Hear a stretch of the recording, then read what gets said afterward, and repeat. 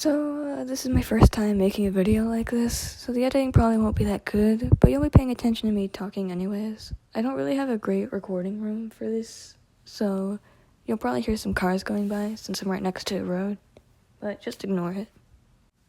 Also note that I have a speech impediment, so my voice isn't very good. It gets cracky, and my words get slurred sometimes, so, yeah, just don't comment about that, please.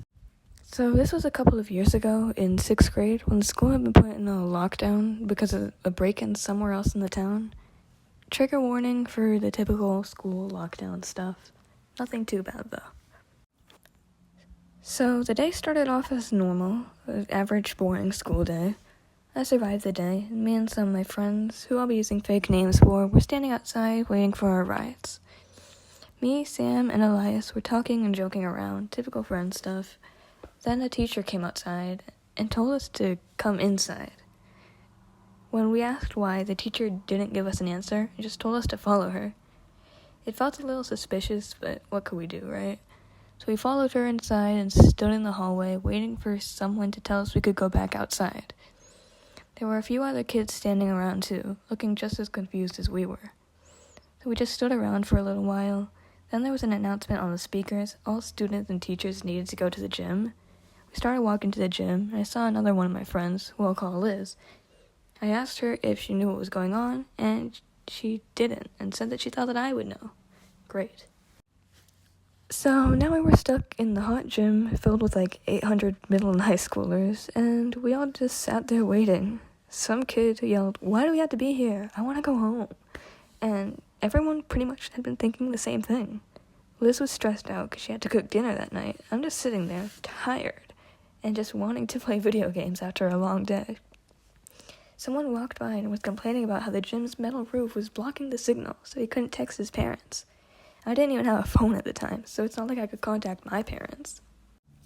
Since we were all bored, we started theorizing about why we were stuck here and what happened. One of my friends suggested it might have been a bus crash, but we would have seen it if it had been, since we were standing right next to the bus line before we were told to come inside. So I just shut down that idea. Another kid said that there was a break-in at the nearby elementary school.